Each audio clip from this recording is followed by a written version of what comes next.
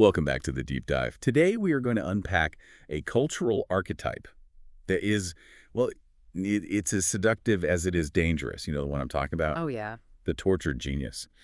It's that pervasive, romanticized idea that to create anything truly meaningful, a painting, a novel, whatever, the artist has to bleed for it. The Van Gogh effect, basically. We see it everywhere. Hemingway, Plath, Cobain. There's this societal assumption that stability is somehow the enemy of creativity. Exactly. We've collectively bought into this lie that a masterpiece isn't worth anything unless it, destroys the person who made it. But today, we are looking at a story that takes that trope, wraps it in this smoky 1920s noir aesthetic, and then just absolutely dissects it. Until there's nothing left but the truth. We are looking at the 2-volume BL manga, Sleeping on Paper Boats. Or Kami no Fune de Nemuru in the original Japanese by Teki Yatsuda. Right, and we're pulling our insights today from the manga itself, which is licensed by Sublime, and also a really comprehensive breakdown titled The Fragile Vessel, Artistic Obsession and Redemption. It is a dense psychological work, and honestly, it's one of those stories that it stays with you long after you close the book. It really is. It's visually stunning and narratively complex. But before we get into any of that, the mechanics or the art style, we really need to pause. Right. We have to be very, very clear here. While we love exploring complex stories on this show, this specific deep dive deals with extremely heavy themes. Yeah, extremely. We are talking about self-harm, severe mental illness, substance abuse, toxic relationships, death and grief, and sexual violence. And the narrative is intentionally difficult. It doesn't shy away from the ugliest parts of trauma. It's not glossed over. It's right there on the page. Exactly. So if these topics are going to be hard for you to hear about today, please just pause this. Take care of yourself. Your well-being matters way more than finishing this deep dive. Absolutely. And if you are feeling overwhelmed, remember you aren't alone. There is worldwide support available. You can find local resources at isp.info/sources crisis centers. Please use them if you need them. Thank you for that. It's important context because, as we'll see, this story doesn't use those themes for shock value. No. It uses them to question the very romance of trauma we just mentioned. So here's our mission for today. We are going to explore how a story about a cursed screenwriter and his obsessive muse manages to completely deconstruct that idea of the tortured artist. We're going to look at the psychology of codependency, the myth of a death god, and ultimately how you heal when your entire identity is built on being broken. And to understand that, you have to get the atmosphere. We're dropped right into post-war Japan. The sources describe it as having this cinematic and almost sinister feel. The art style is huge here. It's not your typical, glossy manga. It's described as having this heavy black and white film quality, lots of smoke, shadows, really claustrophobic paneling. It feels like a noir thriller. It sets a mood of entrapment. And sitting right in the center of all that smoke is our protagonist, Kei Kitahara. The source material calls him a messy homme fatale, which is just a fantastic description. It really is. Kei is a prodigy screenwriter. He's young, brilliant, but when we meet him, he is not writing. He's effectively decomposing. He's living in the gutters in a drunken stupor, completely abandoning his career. But it's not just standard burnout. It's not writer's block. Kei is suffering from a very specific, very terrifying delusion. The text calls it a shinigami complex. A death god complex. Okay, let's unpack that because that is a specific kind of heavy. Right. So Kei believes that his pen is literally poisoned. He is convinced that every single time he writes a character based on a real person, that person dies a tragic death. Wow. He believes he has caused the deaths of multiple people just by using them as inspiration. That's a heavy burden to carry. It's not just I'm bad at relationships, it's I am a supernatural harbinger of doom. He sees himself as a vector for death. He's drinking to silence the voices of the dead muses he thinks he's killed. But what's interesting is that the sources point out this isn't magic. If you look at the psychological profile, this is a clear manifestation of trauma. Kei is a survivor of a childhood mass death incident. So he's carrying this massive survivor's guilt. And because he can't process that guilt, his mind has twisted into this narrative where he has control, even if that control is purely negative. Exactly. It's almost his brain saying, people aren't just dying around me arbitrarily, I am killing them. Precisely. It's a defense mechanism. It's paradoxically easier to be a monster than to be a helpless victim of random chaos. So he isolates himself to protect the world until he gets rescued. Enter Yoichi. Now, on paper, Yoichi sounds like the perfect antidote. He's described as a fresh-faced amateur photographer. He's young, seemingly innocent. But there's an edge. He's living in a brothel. Which gives you a hint right away that he's not quite as naive as he looks. He's seen things. He finds Kai passed out in the gutter and literally drags him home. It feels like the start of a classic grumpy meets sunshine romance, you know. Or a rags to riches kind of story. Right. The plucky youngster saves the cynical genius. He cleans him up, gives him soup, opens the curtains. And that's the setup the author wants you to buy into. Yoichi becomes Kei's muse. And there is this pivotal line that really hooks you early on. Kei looks at him and says, "When I'm with you, you make me want to write." Which, in any other romance, is the big swoon-worthy moment. It's the solution to the problem. The writer writes again, cue the swelling orchestral music. But this is where sleeping on paper boats starts to subvert your expectations. Because if you just scratch the surface, this isn't a healing journey. It's the formation of immediate, high-stakes, creative codependency. Talk to me about that, because to a casual observer, it looks like they're helping each other. Kei gets soberish, and Yoichi gets a purpose. But they are mirroring each other's trauma. They are two troubled souls who have found a way to lock into one another like puzzle pieces. But the pieces are jagged. Yoichi isn't just helping Kei out of kindness. The deep dive notes point out that Yoichi has almost no sense of self. He's empty. So he's not just a golden retriever boyfriend who wants everyone to be happy. No, he's a vessel looking for a captain. He anchors his entire existence to Kei.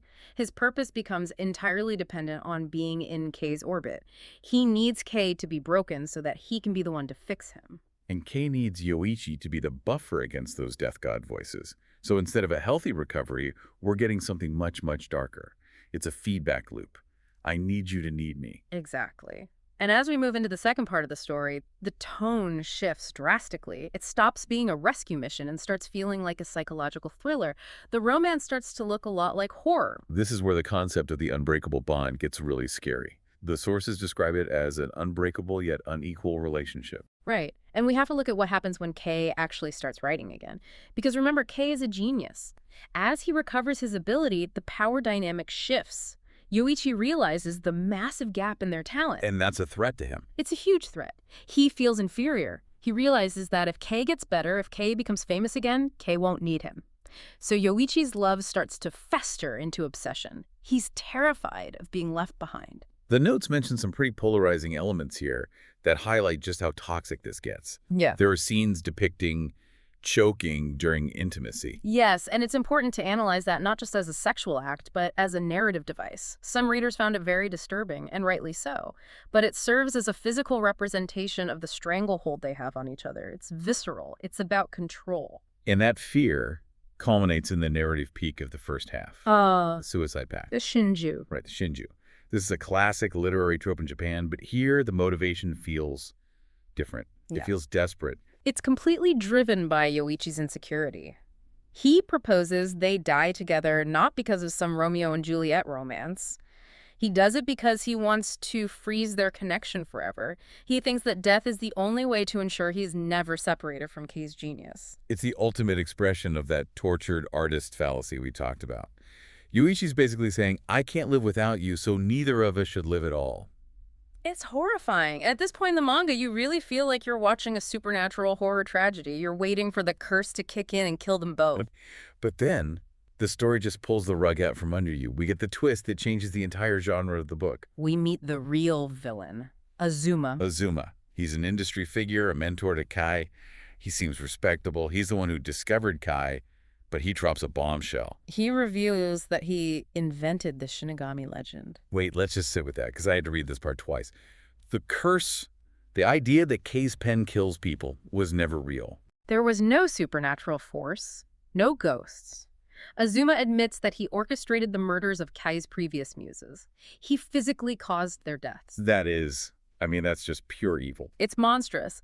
Azuma operates on this twisted greater good philosophy. He believes that true masterpieces are born from despair.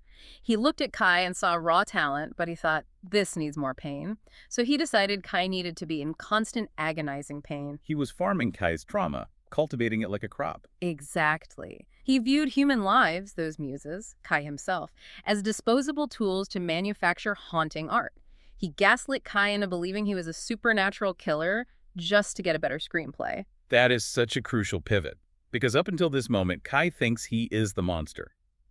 But it turns out, Kei was the victim the whole time. And that realization shatters the tortured genius myth. The story's arguing that Kei wasn't writing better because he was suffering. He was suffering because someone was hurting him. The suffering wasn't the fuel, it was the obstacle. That completely changes how we view the title.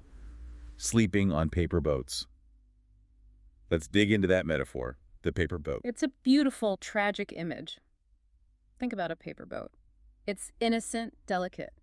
But as a vessel, it's completely useless. It's inherently unstable. It soaks up water. It's destined to sink. It represents their relationship in that first half. It represents their trauma bond. They were two fragile people trying to stay afloat on a vessel that couldn't support them. They were clinging to each other, but because the foundation was based on guilt and obsession, the paper, it was just dissolving underneath them. So if they had stayed on that boat, they would have just gone under. Right. So the resolution in Volume 2 is crucial because the author doesn't let them just fix it with a conversation. You can't tape a wet paper boat back together. No, the sources mention a significant time skip, a 3-year separation. Which is so rare in romance manga, but so important here. They have to get off the boat to survive. What happens during those 3 years? It's essential time. Yoichi goes off and becomes a successful, independent photographer. And this is key. He finds his own intrinsic purpose. He learns to see the world through his own lens, not just as Kei's accessory. He builds a self. And Kei. Kei has to confront reality. He has to deprogram himself. He stops seeing himself as a monster. He realizes the voices were guilt, not ghosts. And most importantly, he reclaims his agency as a writer. He writes one last script. The sources call it his magnum opus. Yes, but think about what Azuma wanted. Azuma wanted a tragedy born of death. What Kei writes is a love letter to Yoichi. That's the final subversion. It transforms the poison pen into a tool of affection and healing. He uses his art to communicate truth, not to kill. He takes the very thing that was used to torture him, his writing, and uses it to save his relationship. And that leads to the reunion. The sources describe it as heartwarming and, importantly, earned. It feels earned because they've done the work, they've escaped the ghosts. When they meet again, they are no longer walking on eggshells. They meet as equals, two independent vessels floating side by side, rather than clinging to one sinking raft. It's such a relief after the intensity of the first part. I mean, going from a suicide pact to a healthy partnership is a massive arc. How did the story land with the audience? The reception sounds intense. Polarizing is the word the sources use most often. Let's talk about the art first, though. Everyone seems to agree on that. Oh, absolutely. The aesthetic is universally praised. We mentioned the noir feel, but the sources emphasize these breathtaking close-ups. Teki Yatsuda can convey so much anguish and longing through just facial expressions. It's very cinematic. But the narrative itself was a bit of a gut punch for some readers. It was. You have to remember, people often come to BL looking for romance. And while this is a romance, it's also a dissection of abuse.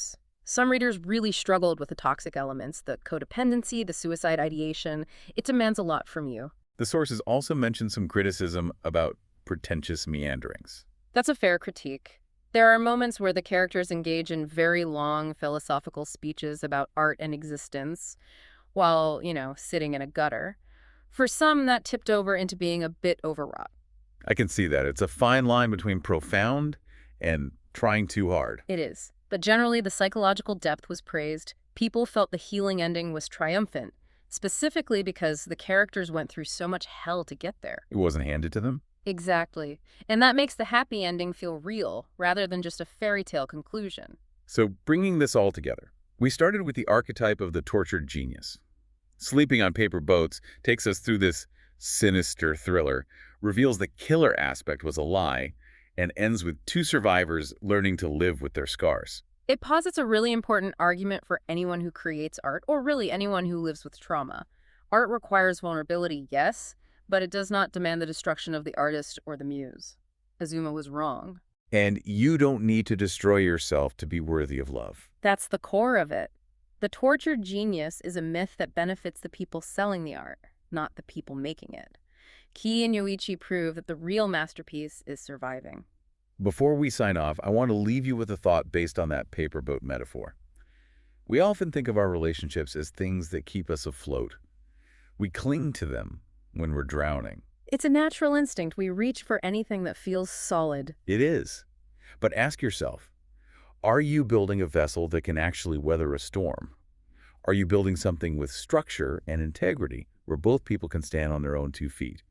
Or are you just drifting on something fragile, something made of paper, waiting for it to dissolve the moment the water gets rough? That's a big question to chew on. Building a real boat takes a lot more work than foiling a paper one. But it's the only way to stay dry. Thank you for diving deep with us today into the dark, smoky world of sleeping on paper boats. It's been a heavy one, but a necessary one. See you next time. Take care of yourselves. Thanks so much for watching. If you enjoyed the video, please consider liking, commenting, and subscribing. It really helps the channel grow. See you in the next one.